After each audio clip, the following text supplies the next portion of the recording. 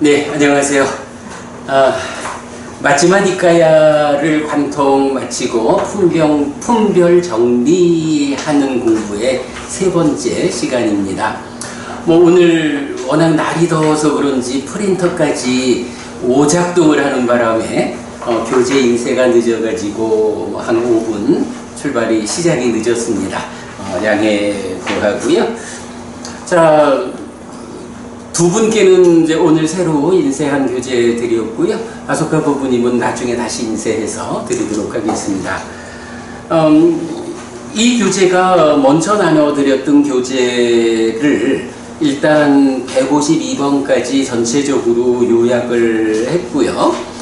그렇다고 이제 이 교재가 완성된 교재는 아닙니다. 요것도 처음 만든 것보다 첫 주 수업을 하고서 수업한 내용을 담아서 조금 더 정리를 했고요. 지난주 수업 내용 담아서 또 조금 수정을 해서요. 현재까지는 이렇게 되어 있는데 매주 공부하는 만큼씩이 조금 더 보충되면서 조금씩 달라질 건데, 그래도 일단 매주 새로 인쇄해 드릴 생각은 아니고요. 이렇게 진행하다가 나중에 이제 마무리 지을 때 다시 인쇄하도록 그리하겠습니다. 자, 그래서 이제 오늘 우리가 공부할 부분은 새로 드린 교재의 39쪽입니다. 39쪽 가면 3. 오빤마 왔고 비유품입니다.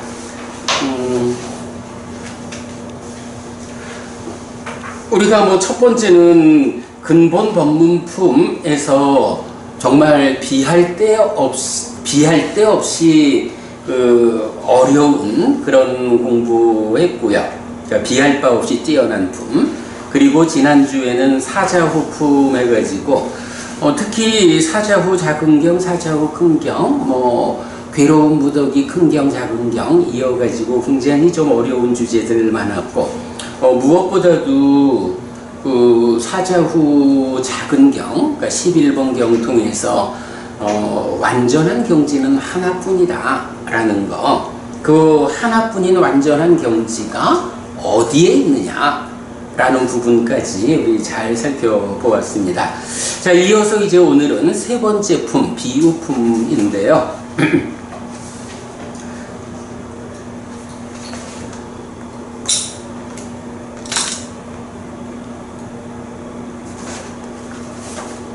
비유품은 마치마니까야 21번 톱의 비유경, 22번 뱀의 비유경, 23번 개미집경, 24번 훈련된 마차경, 25번 미끼경, 26번 덧경, 27번 코끼리 발자국 비유, 코끼리 발 비유의 작은경, 요 발자국으로 했는데 코끼리 발자국 비유의 작은경입니다. 그리고 28번 코끼리 발자국 비유의 큰경, 29번 신재 비유의 큰경, 30번 신재 비유의 작은경의 10개의 경으로 구성되어 있습니다. 자, 그 중에 이제 첫 번째 경입니다. 까까쭈빠마 수땅, 톱의 비유경입니다. 자, 톱의 비유경 하면 여러분 어떤 거 생각나나요? 톱의 비유. 금강경 법문님 많이 독송하시죠? 금강경에 보면 절절절해 이런 식으로 되든가, 톱으로 신체를 막 이렇게 썰어내도 거기서 원망하는 마음, 화내는 마음을 일으키지 않아야 나의 지자라고 말할 수 있다. 이런 내용 나오잖아. 그렇게 톱으로, 아니 사람들이 와가지고 내 팔다리를 톱으로 썰어내도 내가 거기서 원망하는 마음, 성내는 마음을 일으키지 않아야 나의 지제라고 진정 말할 수 있다. 이래 말한다면, 야, 이거 도대체 부처님 지제로 살아가기가 얼마나 힘들까? 이런 생각할 수 있죠. 근데 바로 금강경에 나오는 그 톱의 비유경, 이것이 원전이 어디냐 하면 바로 21번 마지막이니까야 21 토배비유경이거든요. 자, 그래서 이제 토배비유경 보면 아디까라나라고 하는 단어가 있는데 요거 뭐 사건 또는 분쟁 이렇게 이제 번역할 수 있는 말이에요. 상가에서 비부들 간에 함께 살아가다 보면 이런저런 문제 상황들이 생기잖아요. 그러면 이제 그런 문제 상황이 생겼을 때 어떻게 대응하느냐 뭐 이제 그런 면에서 아디까라나라는 단어를 사건, 분쟁 이렇게 번역을 했고요. 이 경우에서는 기본적으로는 믿음으로 집에서 집 없는 곳으로 출가한 좋은 가문의 아들이 해야 하는 바가 있다. 요거 믿음으로 집에서 집 없는 곳으로 출가한 요 말 말고 유사하게 나타나는 또 다른 표현이 있거든. 그러니까 말하자면 출가를 하는데 두 가지 부류의 출가가 있다는 거야. 어떤 두 가지가 있을까? 보면은요, 어떤 스님들은 부처님 법 안에 출가를 했는데 이 출가가 정말로 부처님 법을 따라서 내가 삶을 향상해야겠다, 깨달음을 성취해야겠다 이런 믿음을 가지고 부처님에 대한 믿음을 가지고 출가하는 스님이 있는가 하면 한면으로는 중이 되면 먹고 살 일은 걱정 안 하지? 라고 해서 생기를 위해서 출가하는 사람도 있다는 거죠. 경에서는 집에서 집 없는 곳으로 출가한 이런 표현 안에서는 특히 뭐 이제 외도의 무리들을 지시하기도 하고 하면서 생계 때문에 먹고 사는 일을 해결하기 위해서 집에서 집 없는 곳으로 출가한 이제 이런 경우로도 나타나고 그런가 하면 이제 그 중에 그 일부 그러니까 집에서 집 없는 곳으로 출가한 이런 표현에 믿음으로라는 말을 더해가지고 믿음으로 집에서 집 없는 곳으로 출가한 요 표현이 나오면 이제 바르게 부처님을 따라서 삶을 향상코자 하는 이런 출가 수행자들을 지시하는 표현이 되거든요. 그러면 생계 때문에 출가한 사람들은 할 일이 뭐가 있겠어? 어떻게 제가자들한테 좀 폼나게 보여가지고 많은 것을 얻을까? 이럴 수가 있는 거야. 근데 그거 말고 믿음으로 집에서 집 없는 곳으로 출가한 좋은 가문의 아들. 여기서 좋은 가문의 아들 이랬어요. 좋은 가문은 누구 가문이야? 부처님 가문이야. 요새 우리 스님들이 석시를 쓰잖아. 석아무개 스님. 그러니까 석시를 쓰는 게 뭐냐 하면 부처님, 석가모니 부처님의 그 석자거든. 부처님 가문이란 얘기야. 좋은 가문. 네. 그래서 이제 이 경은 기본적으로 이렇게 믿음으로 집에서 집 없는 곳으로 출가한 좋은 가문의 아들은 무슨 일을 해야 하느냐? 사실은 뭐 해야 하는 일이 딱 정해져 있지 뭐. 계와 삼매와 지혜를 닦는 일, 그래서 해탈을 하는 일, 해탈지견으로 완성하는 일, 이거 하는 일이지 뭐. 이제 그렇게 이제 설명이 되겠고요. 자, 그 다음에 5가지로 구성된 말의 길이 있다라고 해서 어떻게 말하는 것이 바르게 말하는 것일까? 사실은 이 주제가 우리가 마지막 니까야를 관통하는 과정에서 참 중요하게 반복되는 주제였죠. 여러 경에서 어떻게 말해야 합니까? 어떻게 말하는 것이 바르게 말하는 겁니까? 한번 뭐 이제 기본적으로는 사실을 말해야 되잖아요. 아소카 부부님, 어떻게 말해야 되나? 라고 할 때 기본적으로 사실이죠. 그 다음에 또 기본적으로 뭘 말해야 될까요? 이익되는 걸 말해야 되죠. 그리고 하나만 더 말을 하자면 바른 시기. 적절한 때에 말한다. 이거는 굉장히 많은 경들이 뭐 여러 가지로 이렇게 말해야 한다라고 하는데 그 모든 경우에 공통된 게 왜 요새는 뭐 하얀 거짓말 이런 표현도 많이 하지만 그거 신경 쓸 일 아니고 어쨌든 사실을 말해야 돼요. 그리고 사실이라 해도 그 가운데 이익되는 말을 해야 되는 거야. 사실이라고 해가지고 손해가 남들을 괴로움으로 이끄는 말을 해서는 안 된다는 거죠. 그래서 사실을 말하고 이익을 말하는데 사실은 이게 이익된다 해도 어느 시점에 어떤 상황에서 말하느냐에 따라서 듣는 사람이 아무리 소중한 말이라 해도 그냥 스쳐 지나가기도 하고 아 그렇습니까? 하고 주의를 기울여 듣기도 하고 그러죠. 적절한 때에 말한다. 요새까지 말에 대해서 공통된 그 방법인데 이제 여기 이 경에서는 5가지 말의 길 해가지고 그 3가지에 좀 추가되는 이런 이야기들이 나타나요. 자, 그래서 이제 보면 믿음으로 집에서 집 없는 곳으로 출가한 좋은 가문의 아들의 할 바를 지시하는 이 경은 스승의 가르침을 따르는 공부에 충실한 비구에게는 단지 삿띠를 일으키도록 이끌 뿐이라는 점을 말한 뒤에 깔리의 비유를 통해 5가지 말의 길을 소개합니다. 요 깔리의 비유가 이제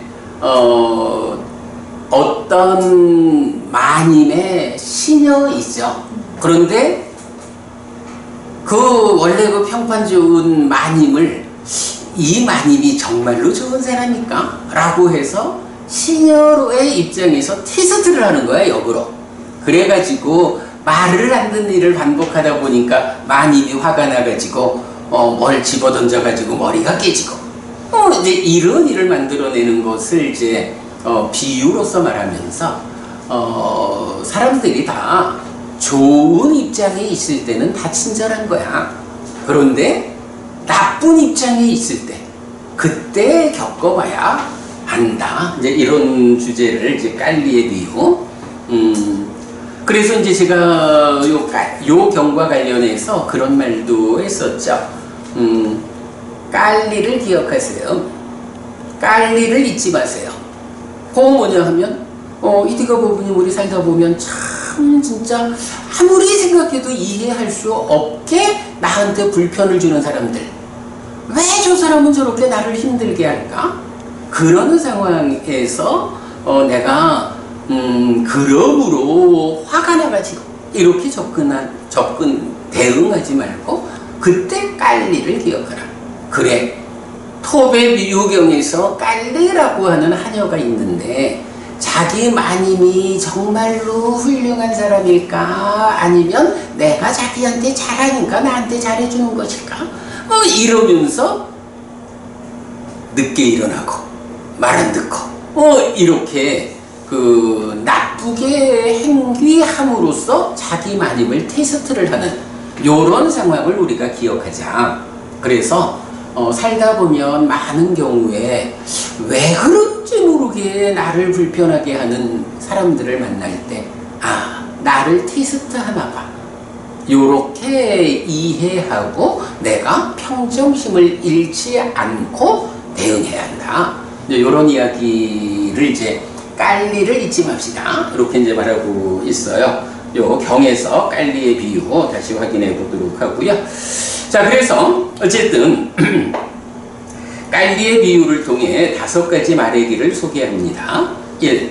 적절하거나 적절하지 않은 때에 하는. 2. 사실이거나 사실 아닌. 3. 부드럽거나 거친.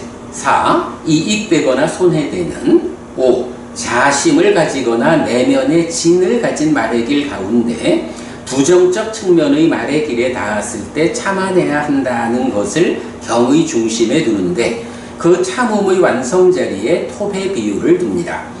그래서 작든 크든 참아낼 수 없는 말의 길은 없다는 이 비유를 항상 생각하면 오랫동안 이익과 행복을 가져온다는 가르침으로 경은 마무리됩니다. 자, 여기서 5가지 말의 길 어떻게 되나요? 1번 적절한가 아닌가, 2번 사실인가 아닌가, 3번 부드러운가 거친가, 4번 이익되는가 손해되는가, 5번 이 사람이 이렇게 말하는 것은 자해의 마음으로서 나에게 이렇게 말하는 것일까? 아니면 자기 마음에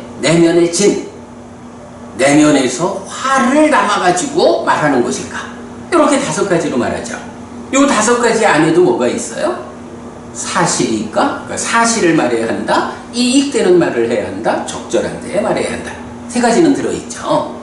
이렇게 5가지 말의 길을 말하면서 그 중에 부정적 측면의 말의 길에 닿았을 때 참아내야 한다. 이게 뭐죠? 적절하지 않은 때에 사실 아닌 것을 거칠게 손해대는 내면의 진을 가진 말을 나한테 할 때 그때도 참아내야 한다. 깔리를 기억합시다. 이렇게 말하는 거죠. 그러면서 그 참는 것을 얼마만큼 참아야 합니까? 톱의 비율. 아니 장정들이 양쪽 큰 톱을 양쪽에서 붙잡고는 내 팔다리를 톱으로 쓸고 있는 거야. 그럴 때도 그들에 대해서 내가 원망하지 않고 화내지 않는 이런 비유까지를 동원해가지고 어쨌든 5가지로 부정적인 말을 나에게 해도 그 말을 다 참아내야 한다. 달리 말하면 누가 무슨 말을 해도 내가 그 말에 흔들리지 않아야 한다. 평정한 마음을 유지해야 한다. 이 평정한 마음을 뭐라 하죠? 이게 자비희사 사무량심 가운데 사무량심, 평정이라는 우페카, 평정한 무량심이 뭐예요?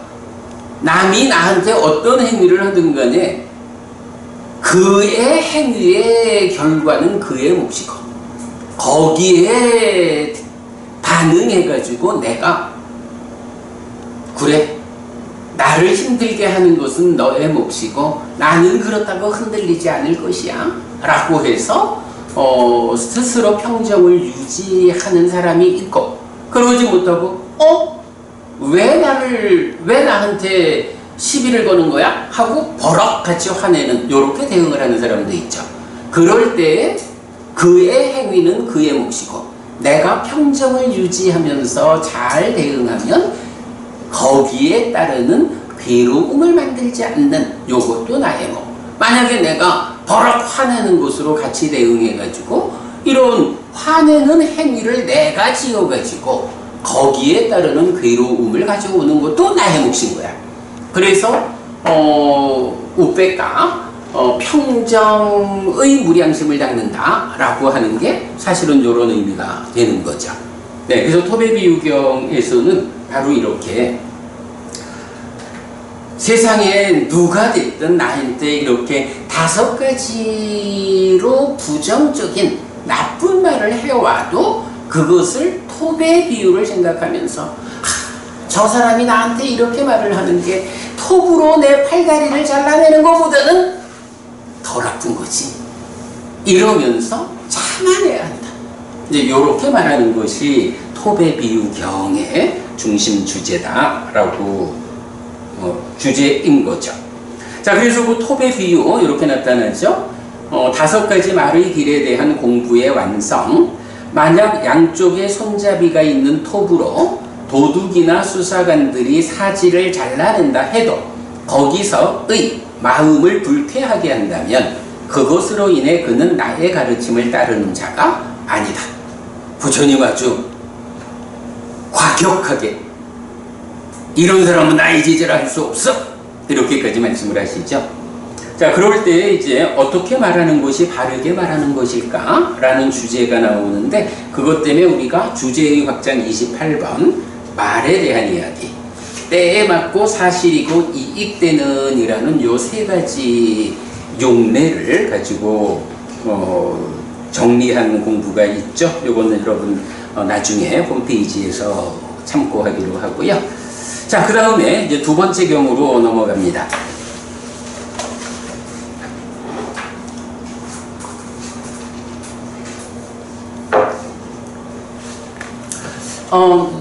알리나 부분이 금강경에 이 이 공부를 하다 보면 때로 이렇게 금강경 이야기를 자주 좀 보게 되는데, 톱의 비유 말고 금강경에서 또 유명한 비유는 뭐가 있죠? 응? 그 왜 화황비법 뭐 이런 것도 있잖아. 그러니까 정법도 내려놓아야 하는데 비법이야 말할 게 있느냐. 그거 무슨 비유죠?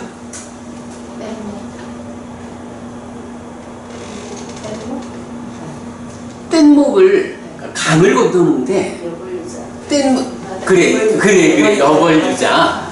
거기에 어떻게 되더라? 여벌유자 뭐 하고 하황비법 이렇게 나오는 거잖아. 나도 옛날에 금강경 정도는 다 좀 알았었는데, 그게 이제 강을 건너는 사람이 강을 건너려니까 필요해가지고 뭐 뗏목을 만든 거야. 뗏목이라 해도 되고 뭐 필요에 따라 배라고 할 수도 있지만 일단은 하여간 뗏목을 만들어가지고 강에 띄워가지고 팔다리로 젓는 노력을 해가지고 강을 건너간 거야. 강을 건너간 다음에 이게 생각해보면, 근데 실제로 우리가 살다 보면 이런 경우가 많잖아요. 이것저것 잘 못 버리는 사람들이 참 많아. 나도 참 좀 그런 중에 하나지만, 강을 건너가지고 생각해보면, 야, 이 뗏목 덕분에 내가 강을 건넜네? 이렇게 고마운 뗏목, 소중한 뗏목, 이거 내가 그만큼 대우해야지 해가지고 강을 건너간 다음에 이 고마운 뗏목을 들쳐 얻고 갈 길을 가는 거야. 요게 잘하는 걸까요? 못하는 걸까요? 그치? 그거 보고 잘한다라고 할 수는 없을 거야. 이게 뭐 예를 들어 장사를 떠나가지고 금덩이를 벌었어. 그러면 금덩이를 메고 오다가 강을 건너기 위해서 뗏목을 만들어가지고 강을 건넜다. 이러면 건넌 다음에 뗏목은 그 자리에 두고 뭐 누가 다른 사람이 탈 수 있으면 타. 이래고는 금덩이만 들고 가는 거잖아. 그런데 뗏목 덕분에 강을 건넜어요? 이래가지고 뗏목을 들고 간다, 어깨 메고 간다 하면 이건 사실 바보짓이라고. 바로 그 얘기거든. 여벌유자 뭐 하는 게 바로 그 뗏목의 비유와 같이 정법이라 해도 강을 건너가는데, 강 건너편은 어디죠? 이제 이 비유에 의하면 강 건너편은 열반이란 말이야. 깨달아 윤회에서 벗어난 더 이상 몸으로 가지 않게 된 이런 열반에 도달을 했어. 그런 깨달은 자의 입장에서 강을 건너기 위해서 필요한 다양한 과정들, 이런 것을 아이고 덕분에 내가 강을 건넜다, 덕분에 깨달았다, 이래가지고 그것을 다 들고 가느라고 제약된 방해받는 삶을 살아야 하느냐? 아니다. 그렇게 건너갔으면 건너는 과정에 필요한 다른 법도 내려놓고 자유로운 삶을 살아야 한다. 그런데 비법, 정법 아닌 것까지야 말할 것도 없지 않느냐. 이게 하황비법 이렇게 말하는 거잖아. 그 뗏목의 비유가 어디에 나오느냐 하면 바로 22번 뱀의 비유경에 나오거든요. 자, 뱀의 비유경 보겠습니다. 소유의 삶에 대한 비유가 뼈다귀의 비유 등 10가지로 소개가 되고 있고요. 그 다음에 뱀의 비유와 뗏목의 비유가 나와요. 소유의 삶에 대한 비유는 뭐 이제 뒤에 우리가 좀 더 자세히 보기로 하고요. 뱀의 비유라는 건 뭐죠? 아소카 법은이 뱀의 비유. 자, 우리가 지금 앞에서 톱의 비유 얼마만큼 참아내야 합니까? 그렇게 나왔고, 뗏목의 비유 지금 이제 대충 봤잖아. 뱀의 비유라는 건 뭐죠? 법을 잡아야 되는데 꼬리를 잡으면은 그죠? 그러니까 법을 뱀에다가 비유한 거지. 그래서 뱀을 잡고자 하면 그대로 그 염소 발과 같은 이렇게 딱 벌어진 요런 막대기를 가지고 뱀의 모가지를 탁 잡아야 된다고. 그래야 뱀한테 물리지 않거든요. 그런데 뱀의 꼬리를 쫙 잡으면 어때요? 뱀이라는 게 싹 몸을 돌려가지고 팔을 문다고. 그러면 뱀을 잡으려고 하다가 오히려 뱀한테 물려가지고 죽거나 죽을 만큼 고통을 당하죠. 요렇게 우리가 이제 부처님 제자로서 부처님 가르침을 공부를 하는 입장에서도 이 부처님 가르침을 어떻게 공부해야 합니까? 라고 하면 마치 뱀을 잡을 때 그 삼각된 나무로 모가지를 탁 잡아가지고 확고하게 뱀을 잡아내듯이 꼬리를 붙잡아가지고 뱀에 물리지 않도록 명확하게 공부를 해야 한다. 이게 이제 보다 보면 우리가 특히 이제 우리처럼 공부를 하는 사람들이 조심해야 하는 건데 세상에서 보면 공부를 많이 했다 하는 사람 가운데 그 공부를 경이 뭐 어떻다 해가지고 막 외우고 말을 많이 하는데 경을 이야기를 하는데 도대체 이 경을 어떻게 저 사람은 해석을 한 거지? 이래가지고 정작 부처님이 이런 말씀을 하시면서 이런 말씀에 의해서 이렇게 살아야 한다 라고 가르쳐 준 거를 이런 말씀을 오해해가지고 저렇게 사는 사람들이 많단 말이야. 그렇게 되면 마치 그것이 뱀의 꼬리를 잡으면 뱀이 머리를 돌려가지고 팔을 물듯이 가르침을 배우기는 해도 그 가르침에 대한 잘못된 해석을 통해서 삶에 오히려 장애를 만들 수 있다. 이거는 부처님 가르침을 잘 배워 알고 실천함으로써 내 삶을 향상하리라 라고 하는 이 하나의 목적에 맞게끔 공부를 하는 것이 뱀의 모가지를 탁 잡아채는 거거든. 그런데 살다 보면 공부하는 많은 사람들이 이 공부를 통해서 내가 나의 삶을 향상하리라 이런 측면으로 접근을 안 하고 우리가 한번 얘기를 좀 해볼까? 이래 가지고 사람들과 함께 대화를 할 때에 대화에서 다른 사람을 누르고 이기기 위한 이런 목적으로 경을 공부하는 배움을 얻는 이런 사람들도 많은 거예요.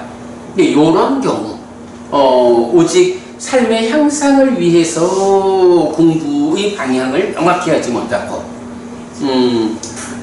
대화, 토론에서 이기기 위한 하나의 도구, 수단을 만들기 위해서 공부하는 이제 이런 부분에 대해서는 부처님이 경계를 하는 거죠. 요게 뱀의 비유죠. 22번 경은 바로 그렇게 뱀의 비유를 중심으로 뱀의 경으로 이름이 붙었죠. 자, 이때 이제 이 경에서 우리가 또 주목해야 하는 거는 이제 법이라고 말을 하는데 부처님 가르침 그 법을 9가지로 구분을 해서 소개를 해요. 그래서 구분교 이렇게 말하죠. 가르침을 9가지로 구분해 놓았어 라고 하는데 구분교 무엇이 있나요? 숙다, 경이 있고 계이야, 응송, 외이야, 까라나, 수기, 가타, 개성, 우다나, 강흥어, 이띠 우따까, 여시어, 자따까, 본생담, 앞부따 담마, 미중유법, 외달라, 문답 이렇게 이제 19가지로 나오거든요. 여기서 이제 우리가 사실은 좀 조심해야 돼. 여러분 우리가 이제 니까야를 공부하잖아. 그러면 5부 니까야가 있다고? 디가 니까야, 마치마 니까야, 상류따 니까야, 앙구따라 니까야, 그리고 쿠타카 니까야. 그런데 이제 우리는 이 중에 공부의 기준으로 삼는 거. 부처님 살아서 직접 설한 가르침이다 라고 인정하고 공부의 기준으로 삼는 게 사부 니까야에다가 쿠타카 니까야 중에서 법구경과 수다니빠따 두 개만을 포함하잖아요. 그런데 이제 보면 쿠타카 니카야에는 열 몇 가지의 이제 단행본의 경들이 있어. 근데 이제 그 내용을 보면 여기에도 있는 게 뭐냐 하면 그것도 있지만 그 우다나가 그러니까 쿠타카 니카야의 3번으로 나와요. 감흥어경 이래죠. 이띠우따까 여시어경 해가지고 뭐 여시어문 뭐 이런 식의 요게 쿠타카 니카야의 4번으로 나와요. 그리고 이제 자따까 본생담이라고 하면 본생담은 부처님의 전생 이야기잖아. 전생에 주로 이제 부처님 전생에 뭐 어떤 짐승으로 태어나가지고 어떤 신묘한 삶을 살았다. 아주 그 신묘한 삶을 사는 짐승으로의 이야기 뭐 이런 게 이제 주를 이루잖아요. 그런데 이렇게 놓고 보면 이게 사부니까야가 있고 그 외에 이런 소부니까야에서 우다나도 따로 있고 이띠우따까도 따로 있고 자따까도 따로 있고 뭐 이런 게 다 따로 있구나. 요렇게 보면 이제 공부의 기준에서의 문제가 생길 수 있는 거예요. 왜냐하면 자따까 본생담이라는 게 구분교에서 벌써 부처님이 자따까 본생담이라는 걸 말을 하잖아. 이래 해가지고 소부니까야에 속한 본생담을 구분교 안에 있는 법으로 받아들여 버리면 이제 그 경에 나오는 부처님 전생의 짐승으로 태어나서 어쨌든 이런 사실은 이 자따까 본생담을 어떻게 또 말하냐 하면 이솝 이야기 있잖아요. 이솝 이야기가 어디에서 유래하느냐? 라고 하면 바로 이 자따까에서 뭐 이렇게 좀 펼쳐나간 거다 이렇게 말을 하거든요. 근데 이래 되다 보면 이제 이런 부분들을 다 공부 안으로 끌어들여야 되는 거야. 그런데 여기서 사실은 말하는 구분교라는 이 법은 사부니까야 그리고 법구경 수타니빠따 그 안에 뭐 수타 경이라는 게 있고 그 안에 게이야 음송이라고 불리는 거 웨이야 까라나 수기 하는데 요거 뭐 좀 상세한 설명을 담고 있는 거 가타 개성 그리고 요 개성이 있는 경들 많잖아. 그리고 우다나라는 요것도 부처님이 말하자면 우리 냐티카경 같으면 어때요? 냐티카경 보면 부처님이 혼자서 안과 색을 연하여 안식이 있다 라고 해서 애로 가는 길과 애멸로 가는 길 이렇게 이제 당시 거기서 보면 이렇게 감흥을 말했다 하거든. 그 감흥을 말해놓고는 어떤 비구가 듣고 있으니까 들었느냐? 이것이 가르침의 근본이다 라고 하면서 명심하라 이런 말씀을 하신다고? 그런 건 야티카경 같은 경우가 뭐냐 하면 부처님 스스로 당신의 감흥을 드러내는 가르침이라고. 여기서 말하는 우다나라고 그게. 그 우다나라고 하는 말을 사부니까야 밖에서 또 다르게 우다나라는 이름으로 새로운 책을 만들어가지고 끼워 넣을 이유가 없다고. 이미 사부니까야 안에 감흥어, 우다나라고 말해지는 경들의 일부가 있는 거예요. 크게 보면 경이고 상세히 말하면 그래 되는 거죠. 그리고 이티우따까도 이렇게 나는 들었다 라고 하는 이 내용의 경들인데 이것도 사부니까야 안에 많잖아. 사부니까야 안에 어떤 경들은 이렇게 이띠우따까라는 형태로 설해져 있는 거야. 자따까 본생담이라는 것도요. 사부니까야 안에 부처님의 전생 이야기를 말하는 경들이 있잖아요. 근데 이 소부니까야에 속한 본생담을 인정하기 어려운 게 사부니까야 안에 나타나는 부처님의 전생 이야기는 단 한 번도 전생에 짐승으로 태어나서 어땠다 이런 이야기가 없다고. 전생에 인간으로 태어나서 어떠했다. 뭐 전륜성왕도 포함이 되죠. 그러니까 전생에 인간으로 전륜성왕이었던 이야기. 포괄해가지고는 30 이상경 같으면 포괄적인 전생 이야기까지를 다 말해도 그중 어디에 한 분도 부처님이 전생에 짐승으로 태어나서 어쨌든 이런 이야기는 없다고. 바로 이렇게 부처님의 전생 이야기를 하고 있는 사부니까야 안에 있는 경들이 자따까 본생 남인 거야.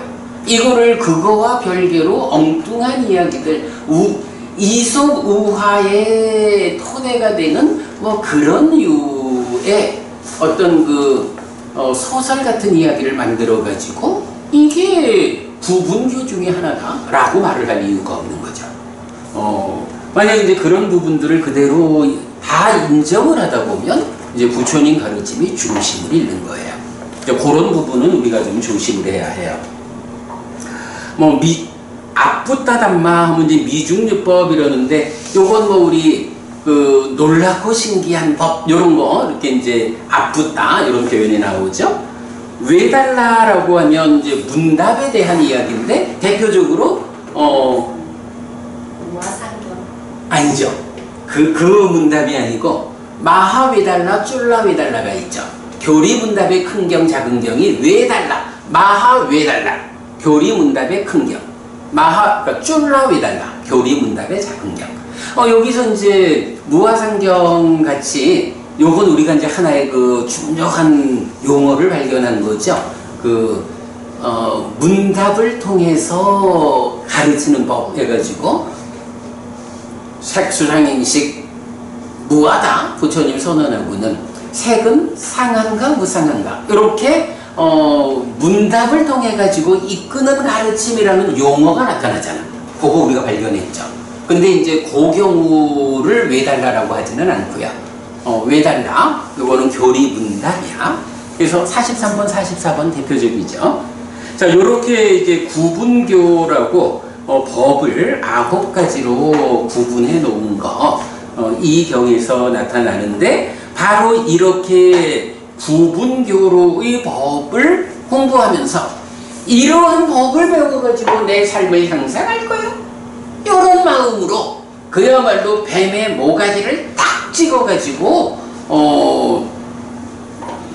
성공적으로 뱀을 잡는 뱀꾼의 이야기. 근데 그거 이렇게 9가지로 구분되어 있는 경들을 보면서 요 부분은 내가 이렇게 좀 활용하면은 대화에서 유리할 수 있겠어. 이런 식으로 공부의 방향을 잡으면 이것은 뱀의 꼬리를 잡는 것과 같다라고 해서 경계하는 거죠. 자, 법에 대한 구분교 뭐야? 자, 그 다음에 신들도 이렇게 해탈한 심을 가진 비구를 이곳에 매인 열애의 식이라고 찾지 못한다. 열애는 지금 여기에서 발견되지 않는 자이기 때문이다 라고 하는데, 해탈된 심, 요건 어떤 말인가요? 우리가 이제 여기서 보면 탐진치가 함께하는 유의적인 행위를 하면 식이 머물고 상이 잠재하잖아요.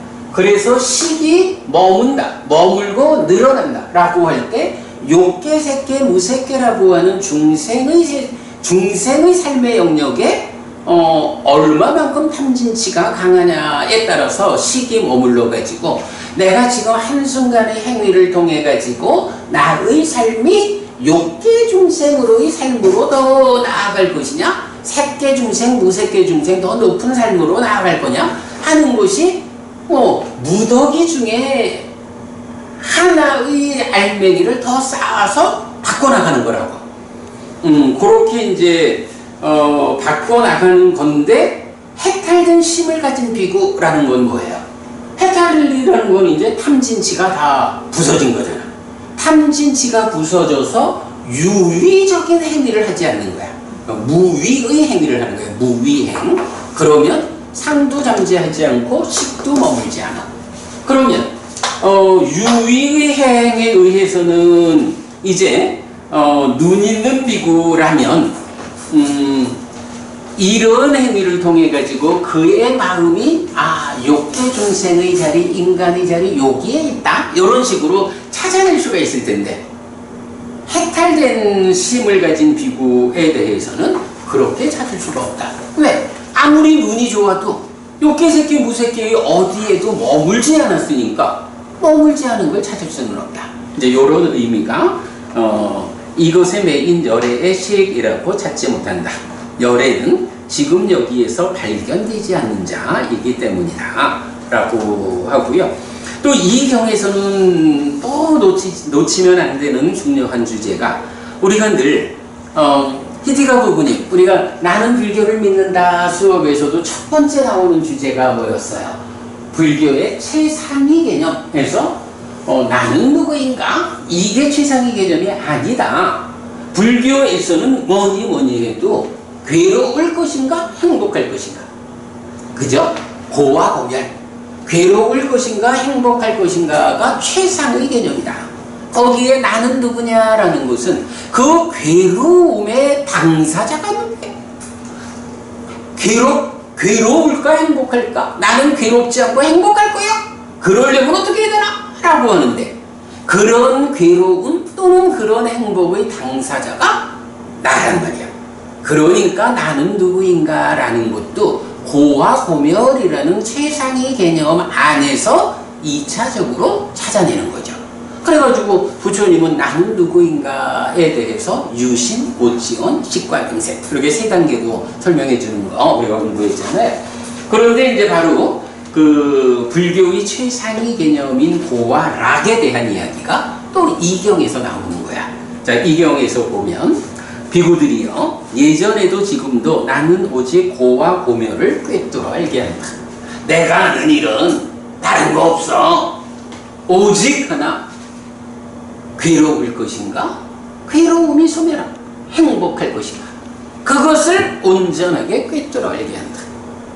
내가 그대들을 어디로 이끄느냐? 괴로운 삶으로 나아갈 것이냐 행복한 삶으로 나아갈 것이냐, 내가 이끄는 것은 내가 그대들에게 꿰뚫어 알아라, 명확히 알아라 라고 가르치는 것은 오직 괴로운 삶을 살 것이냐 행복한 삶을 살 것이냐, 이 행복한 삶의 완성을 어디까지 이끌 것이냐, 오직 이게 내가 그대들을 이끄는 가르침이다 라고 불교의 최상위 개념을 이렇게 표현하고 있는 거죠. 자, 이제 그 내용을 보면 율장 속죄제의 계목으로도 나타나는 세종께서 장애가 된다고 설하신 이 법들은 수용하는 자에게 장애가 되지 않는다고 나는 세종께서 설하신 법을 안다 라는 악하고 치우친 견해가 생긴 아리타 비구를 꾸짖는 이 경의 일화는 소유의 삶은 매력이 적고 괴로움과 절망이 많으며 여기서 위험은 반복된다 라는 설명으로부터 뱀의 비유와 뗏목의 비유로 연결됩니다. 비유는 다시 6가지 견해의 토대로 이어지고 아와 아에 속한 것이 없다는 설명을 통해 여실지견과 여모이탐 해탈지견의 깨달음을 이끕니다. 경은 이렇게 해탈한 비구를 빗장을 들어 올린 자, 해자를 메운 자, 기둥을 뽑은 자, 방해받지 않는 자, 깃발을 거두고 짐을 내려놓고 속박에서 풀린 성자라고 소개하는데, 열의 의식이 의지한 이것을 발견할 수 없는 지금 여기에서 발견되지 않는 자입니다. 자, 여기서 이제 열의 의식이 의지한 이것이라는 것을 발견할 수 없다라는 건 뭐냐 하면 열의 의식은 아무것도 의지하지 않았다 이 얘기죠. 그럼 여기서 의지라는 게 뭐예요? 유의적인 행위를 하면 식이 욕계든 새끼든 무새끼든 어딘가에 머물죠. 그런 식이 머무는 그 자리를 식이 의지한 그렇게 이제 표현을 하는 거죠. 그래서 열의 식이 의지한 이것을 발견할 수 없는 지금 여기에서 발견되지 않는 자입니다.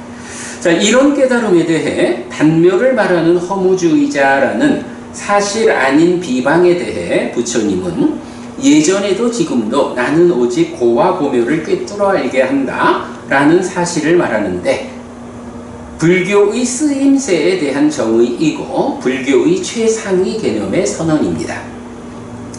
오랫동안의 이익과 행복을 위해 그대들의 것이 아닌 것을 버리라고 말하는 부처님에 의해 잘 설해진 법은 분명하고 열려있고 설명되었고 새로운 것이어서 그 제자인 아라한 불환자 일레자 예류자 법을 따르는 자 믿음을 따르는 자 부처님을 믿고 따르는 자를 각각의 성취만큼 향상된 삶으로 이끕니다. 이렇게 이제 아라한부터 부처님을 믿고 따르는 자 이렇게 나오는데, 자, 그 밑에 보면 분명하고 열려있고 설명되었고 새로운 것인 부처님에 의해 잘 설해진 법의 성과가 있다.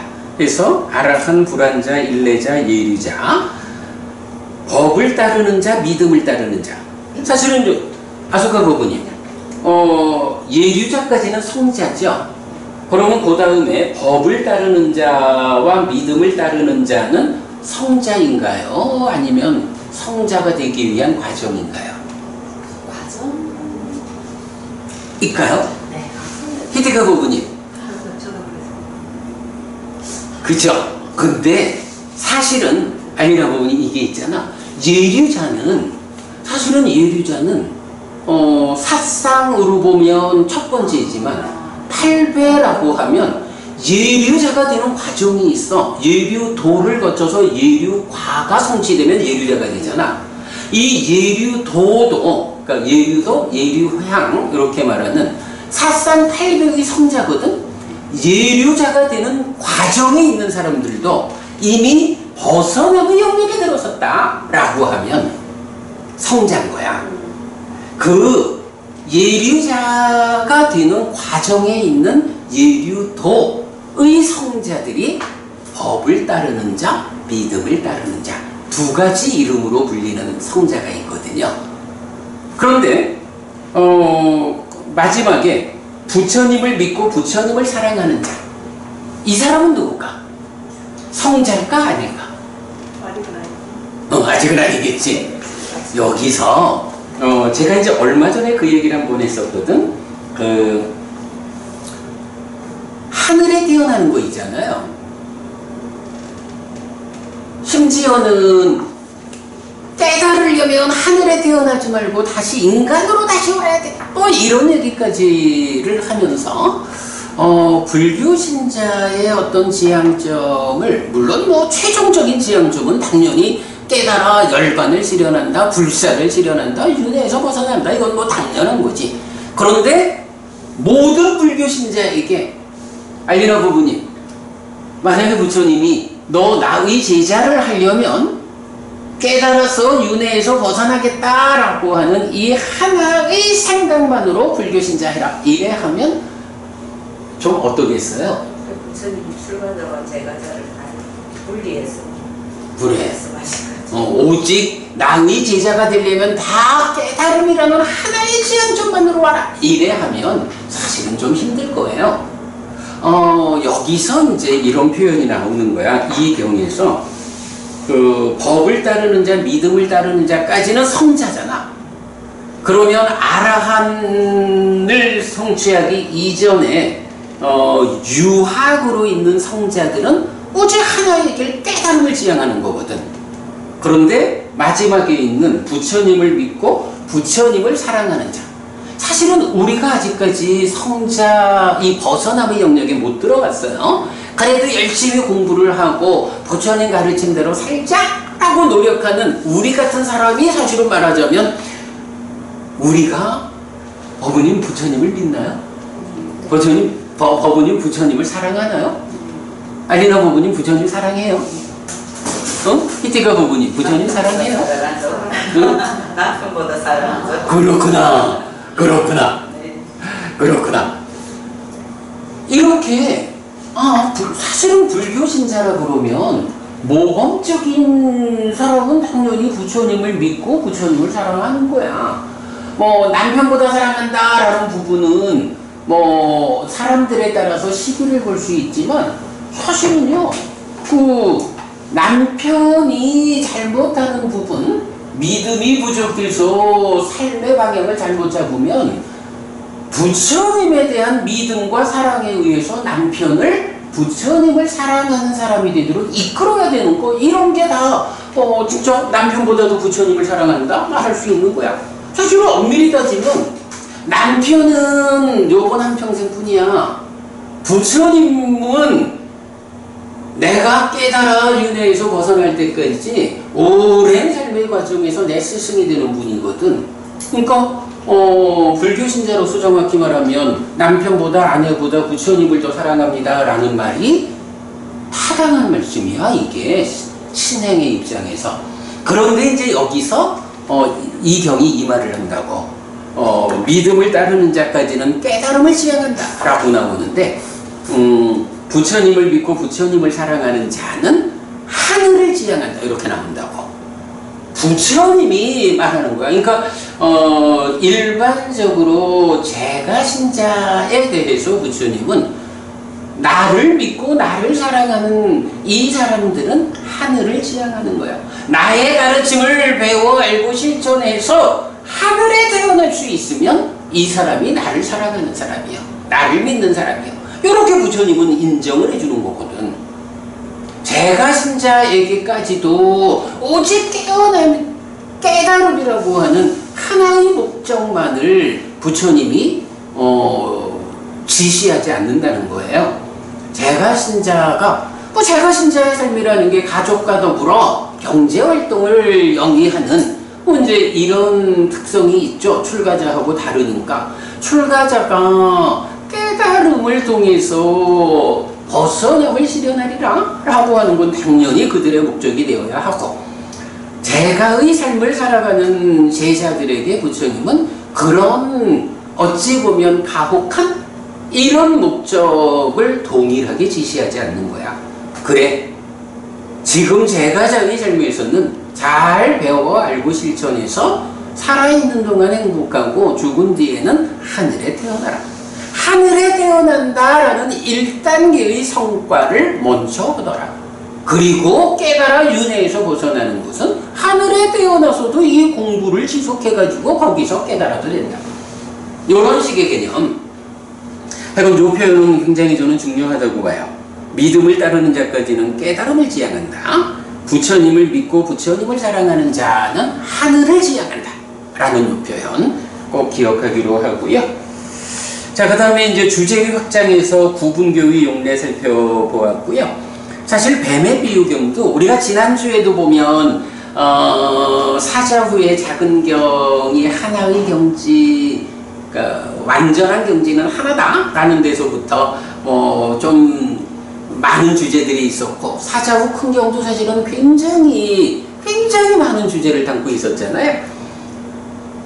세 번째 품에서도 보면 톱의 비유경도 말이라는 부분에 대해서 명확한 기준을 주기 위해서 많은 이야기를 하는데, 이 뱀의 비유경은 정말 길고 굉장히 많은 주제를 담아가지고 어떻게 공부해야 하느냐라는 공부의 기준을 명확히 해주는 이런 점을 우리가 볼 수 있어요. 자, 그 다음에 이제 넘어갑니다. 세 번째 23번 개미집경이에요. 개미집경은 뭐냐 하면 비유야 이거. 지금 여기가 세 번째 품 비유품이거든. 앞에서도 톱의 비유, 뱀의 비유, 뗏목의 비유, 그리고 이제 안 봤지만 소유의 삶에 대해서 10가지로 비유를 말하는, 이렇게 이제 비유를 말하는데, 세 번째 경도 개미집에 비유해서, 이 개미집이 한국에 있는 개미집으로 생각하면 안 돼요. 우리 좀 더 더운 지방으로 내려가면 인도만 해도 그러겠죠. 개미집이라는 게 우리가 생각하는 개미집하고는 전혀 다르게 엄청 거대하잖아. 그 개미집을 비유의 대상으로 해서 개미집을 파 들어가는 거야. 개미집을 파 들어가면서 만나지는 여러 상황들에 비유해가지고 마지막 깨달음을 성취하는 데까지 가는 과정에 있는 장애되는 것들, 요거를 비유로서 말하면서 그 각각의 장애되는 것들을 어떻게 해소하라 라고 이제 말해주거든요. 자, 보면 23 개미직경. 열의 아라한 정등각의 안내를 받는 유학이 삶의 문제들을 지혜로서 해소하고 번뇌다한 비구, 즉 아라한이 되는 수행의 과정을 비유로서 설명한다. 무명을 해소하는 과정. 무명을 해소하면 아라한 되는 거죠. 그 과정을 화와 절망, 의심, 5가지 장애, 오치온의 해소, 5가지 소유의 사유에 묶인 것. 5가지 소유의 사유에 묶인 거는 색, 성, 향, 미촉 요거죠. 소망과 탐. 소망과 탐이라는 것은 소망과 탐해서 가래를 구성하는 거죠. 그래서 소망과 탐의 제거로 제시한다. 요렇게 개미집을 파들어가는 과정을 비유로 해가지고 화와 절망을, 의심을, 장애를, 오치온을 해서 소망과 탐, 가래를 제거하는 것까지로 무명을 해소하는 과정을 제시해서 번뇌다한 비구 아라한이 되는 이런 과정을 이제 말하고 있어요. 어떤 천신이 꾸마라 까사빠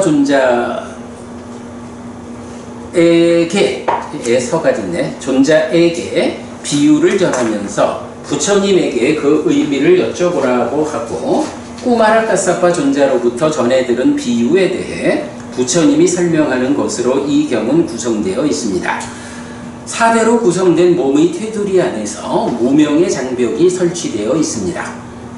그러니까 몸의 테두리 안에 어차피 몸과 마음이 함께 하는데 마음이 몸 밖으로 나가진 않잖아요.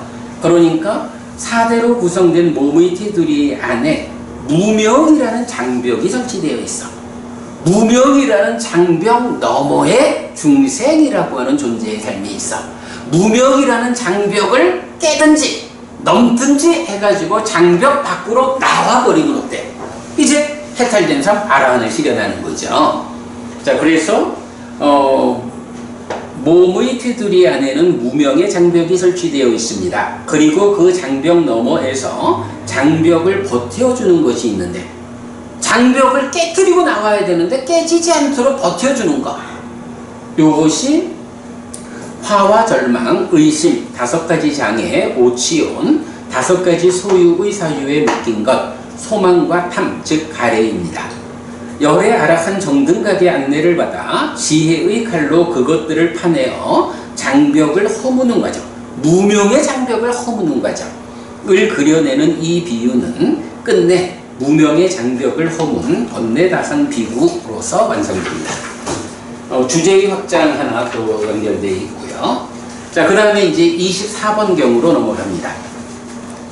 훈련된 마차경이에요. 이 훈련된 마차경은 후대에도 굉장히 중요하게 비중 있게 공부되는 경인데 요즘같이 KTX 타고 서울, 부산을 한 번에 가는 이런 세상과 달라서 조선시대까지만 해도 말을 세워놓고 타발마 이러나요? 예, 그래서 한 번 말을 타고 얼만큼 달려가면 거기서 말 바꿔 타고 또 얼만큼 가고 이래가지고 목적지까지 가잖아요. 바로 그렇게 말을 바꿔 타고 목적지까지 가는데 그 중간중간마다 말을 바꿔 타는 자리마다 누가 있어요.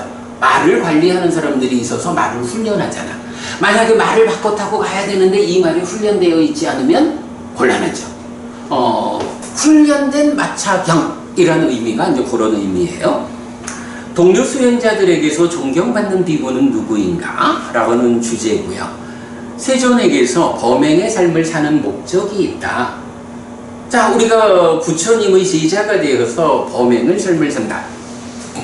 그 목적이 무엇이냐? 라고 할 때 집착 없는 완전한 열반을 목적으로 세존에게서 범행의 삶을 산다. 요거 방금 전에 한 얘기랑 보면 어때요? 범행을 실천하는 자, 벗어남의 영역에 들어간 자, 이런 제자들은 다 깨달음을 목적으로 하는 거죠. 깨달음을 지향으로 하죠. 그러나 범행을 실천하는 사람 말고 보통의 제가신자들, 소유의 삶을 사는 사람들, 이런 사람들은 목적점이 조금 다른 거야. 자, 그래서 일단 이제 범행의 삶을 사는 목적은 집착 없는 완전한 열반을 목적으로 세존에게서 범행의 삶을 산다. 그리고 그렇게 그 목적을 달성하기 위해서 훈련된 마차의 비유에 의한, 제가 이것도 멋진 표현 썼지, 이어 달리기. 이어 달리기야. 요만큼 갔다가 말바꿔 타고 또 달리고, 그렇게 이어 달리기야. 누가 동료 수행자들에게 존경받는지의 설명과 동료 수행자들에게 존경받는 자인 뿐나 만다니 붓다 존자의 소개로 시작하는 이 경은 사리푸타 존자와 뿐나 만다니 붓다 존자 간에 진행된 세존에게서 범행의 삶을 사는 목적에 대한 대화를 주제로 합니다. 집착 없는 완전한 열반이라는 목적을 위해 1. 계의 청정, 2. 심의 청정, 3. 견해의 청정, 4. 의심을 넘어선 청정, 5. 길과 길 아님에 대한 지와 견해 청정, 6. 실천에 대한 지와 견해 청정, 7. 지견해 청정의 7단계를 이어 달리는 과정을 훈련된 마차의 비유를 통해 설명합니다. 개의 청정이 뭐냐, 지와 견해 청정이 뭐냐 하는 부분은 오늘 이렇게 우리가 대의를 살펴보면서 말할 거는 아닌 것 같고요. 우리 나중에 또 더 참고하기로 하겠습니다. 자, 그래서 이제 여기서는 주제의 확장 30, 세존에게서 범행을 사는 목적의 용례라는 부분 자세히 설명하고 있고요. 넘어가서 25번 미끼경입니다.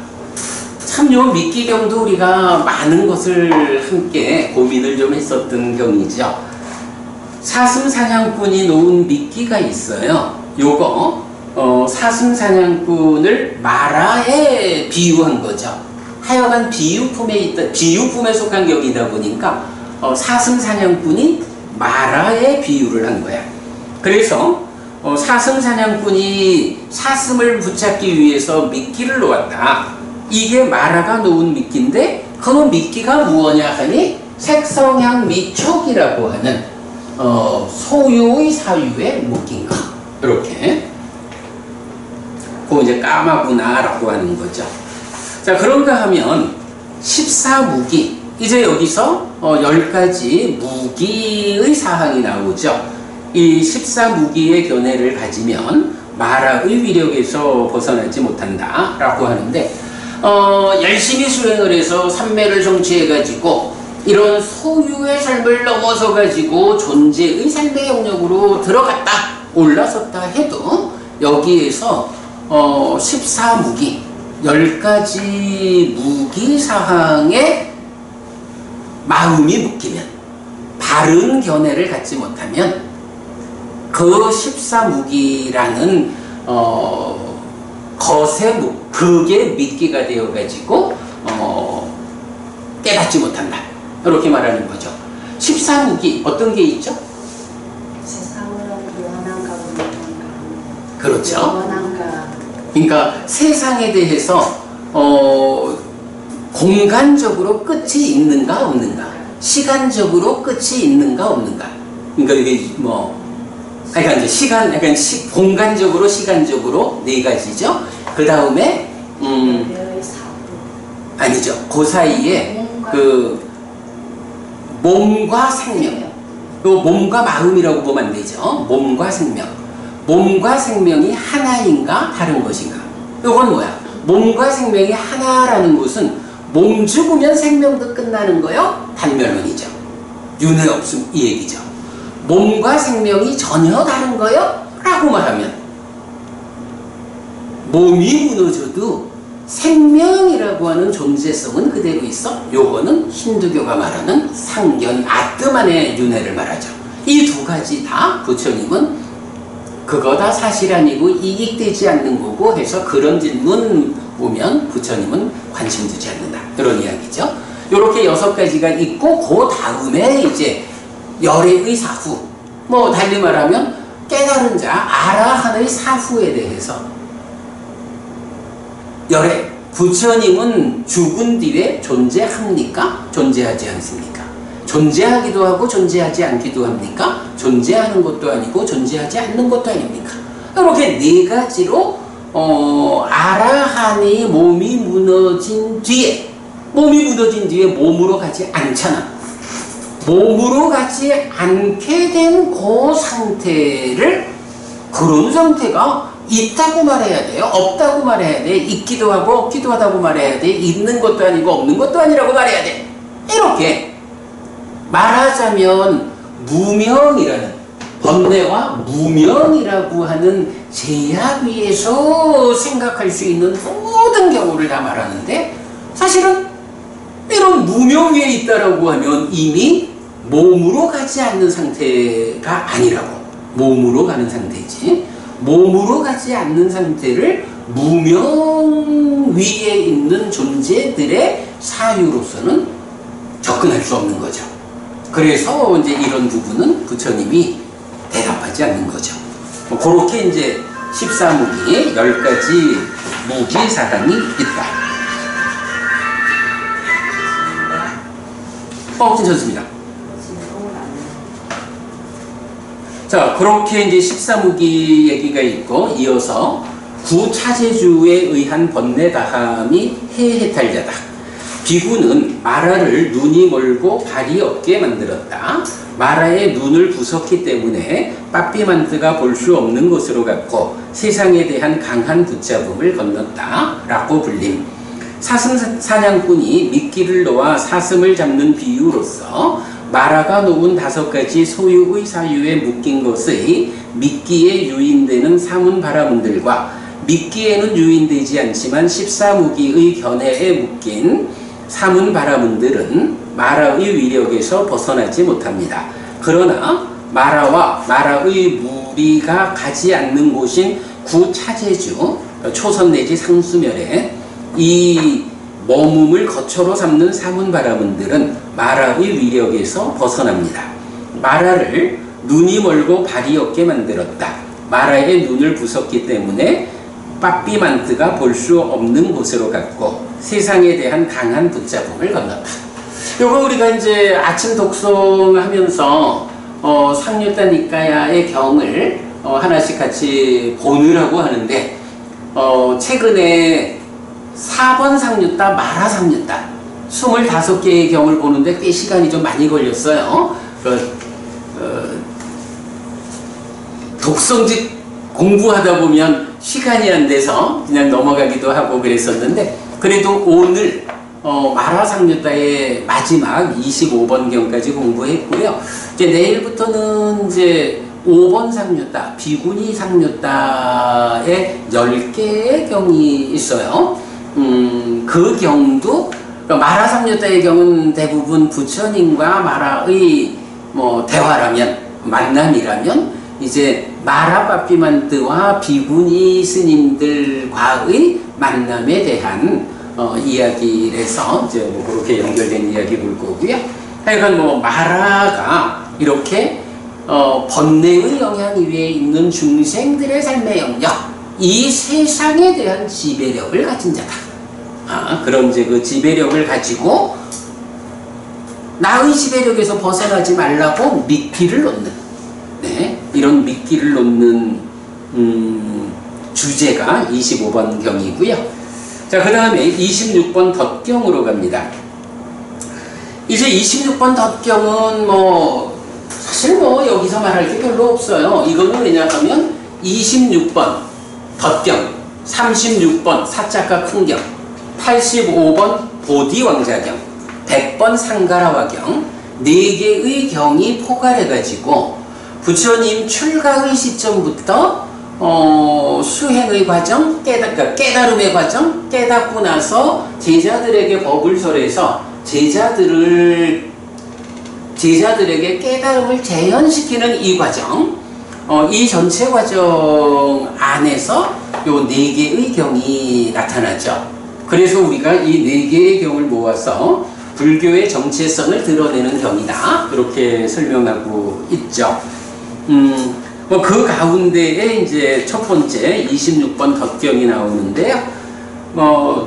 이 덧경은 두 가지를 구한다라고 나와요. 그래서 성스러운 구함, 열반을 구하는 것과 성스럽지 못한 구함, 재생의 조건, 우파디를 구하는 것, 이렇게 나오는데, 사실은 이게 또 PTS에서는 경 이름 자체가 달라요. 성스러운 구함경 이렇게 나오거든요. 그 이야기는 이런 두 가지 구함 중에 성스러운 구함이라는 측면에 주목해서 경의 이름으로 삼았고, 6차역 결집본에서는 이런 성스러움을 구하는데 어떤 것이 방해가 되는가, 어떤 것이 그 구함을 방해하고 성스럽지 못한 것을 구하게 하느냐, 어떤 것이 올가미가 되어가지고 벗어나지 못하게 하느냐, 이렇게 이제 초점을 맞추면 덧경 이렇게 되는 거죠. 어쨌든 6차 결집본에서는 경 이름이 빠사라시 스땅 해서 덧경으로 나와요. 자, 이 경에서 출가의 이유가 성스럽지 못한 구함의 자각에 의해 성스러운 구함을 지향한다. 출가의 목적은 유익, 선이다.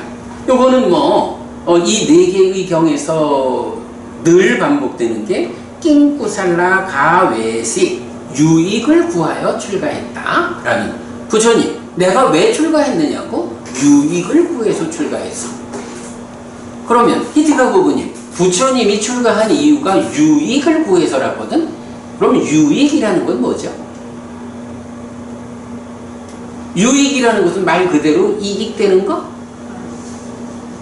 이익되는 거지 뭐. 유익이니까. 하여간 지금보다 더 좋은 거, 이런 거지 뭐. 그 유익의 끝이 열반이다. 이렇게 이제 보는 거거든요.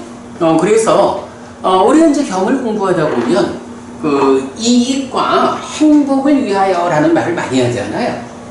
우리가 이제 법회를 마칠 때도 보면 우리가 이렇게 함께 공부한 공덕, 공덕의 등, 이래 말하면서 오랫동안 여러분에게 이익과 행복이 되기를 이렇게 이제 말하잖아요. 이렇게 이익과 행복이 되는 그러한 삶을 유익이라고 하는 거고, 그것의 완성이 열반이다. 이렇게 보면 되겠죠.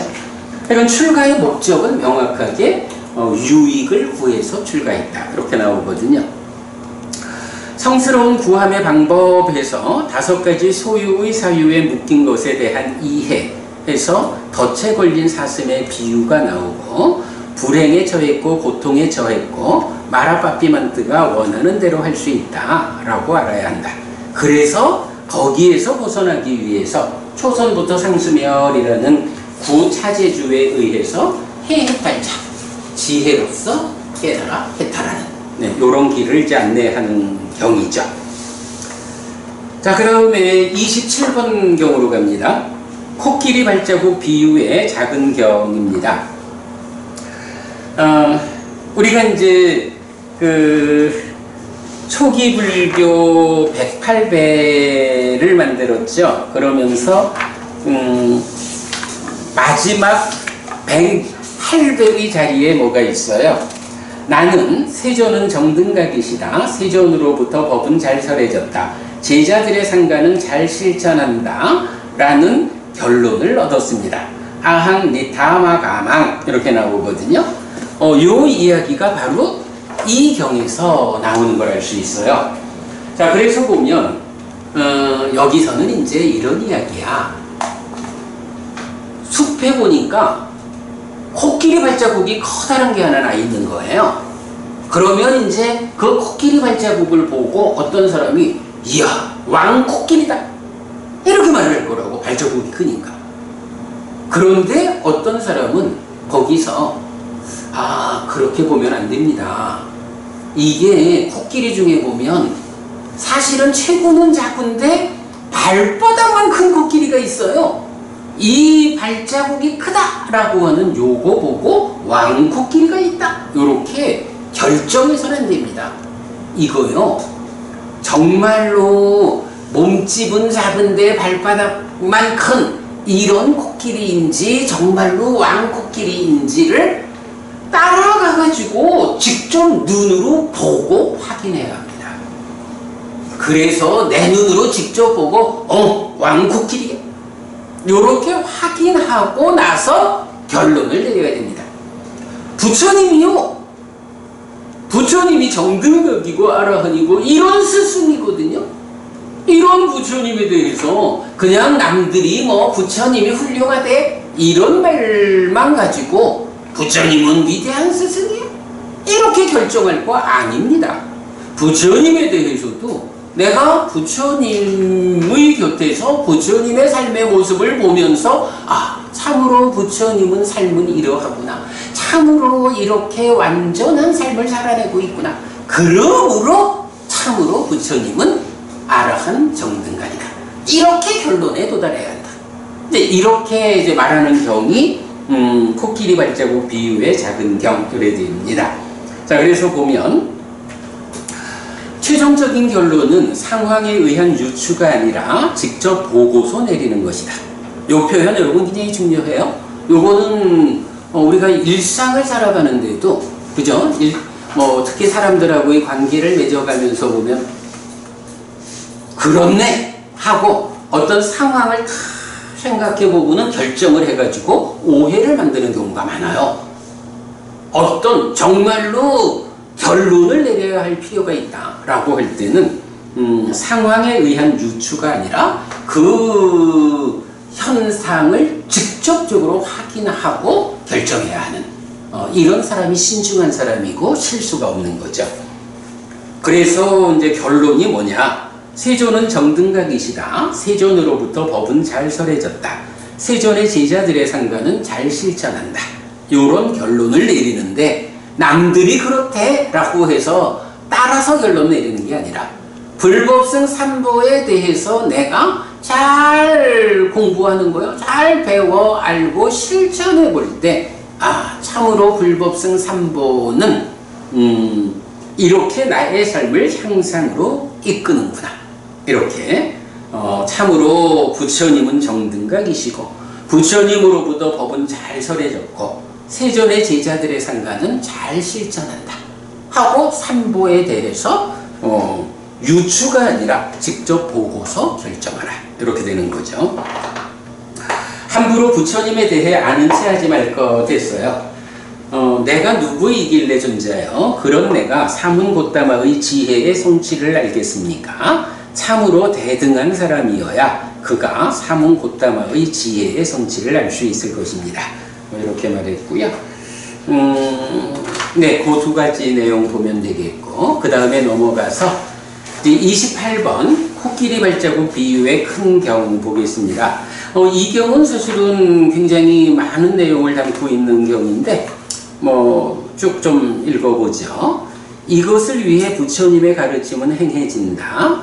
다른 사람들이 몸으로 힘들게 하면 톱의 비유를 회상하여 몸에서 겪어낼 것.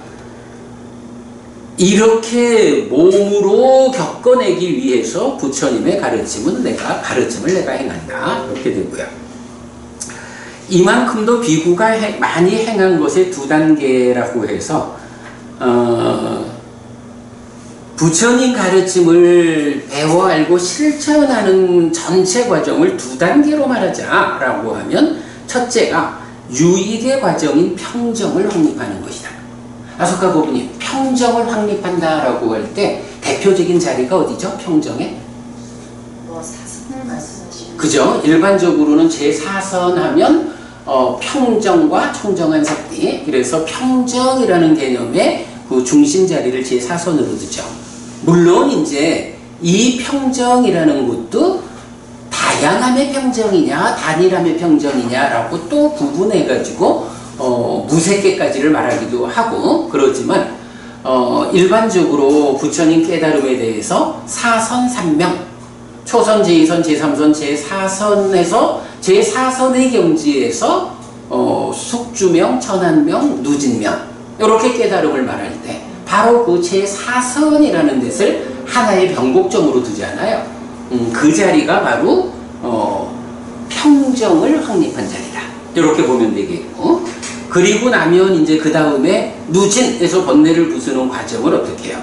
연기된 것인 오치온에서 자라남과 소멸을 꿰뚫어간다. 요거는 이제 자라남 줄어듦을 꿰뚫어한다라는 것이 이렇게 색이 있다, 이렇게 색이 자라나고 이렇게 색이 줄어든다. 요 오온에 대해서 나오는 윗바사나의 주제죠. 그 부분. 이게 이제 비구가 많이 행하는 것이 두 단계에서 제4선으로 평정을 합니다. 그리고 윗바사나에 의해서 번뇌를 부수고 깨닫는다.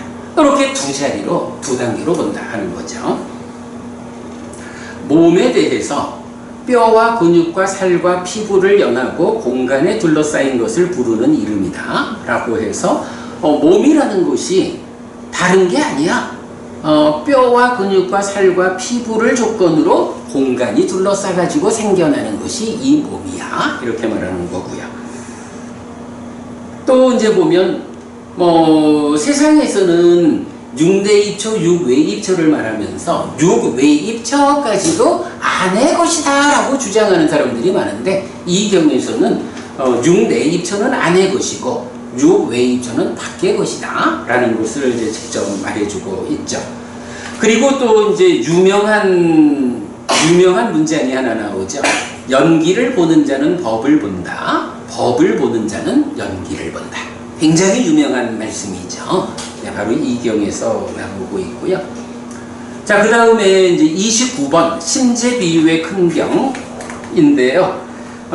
심재비유의 큰 경은 기본적으로는 대화답다.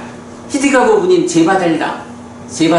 부처님의 반역하려던 제자 사촌동생 있죠. 대화답다거든. 대화답다가 떠나고 오래되지 않은 어떤 때에 부처님이 대화답다와 관련해서 비구들에게 말한 이야기예요. 믿음으로 집에서 집 없는 곳으로 출가한 비구, 아까 보았죠.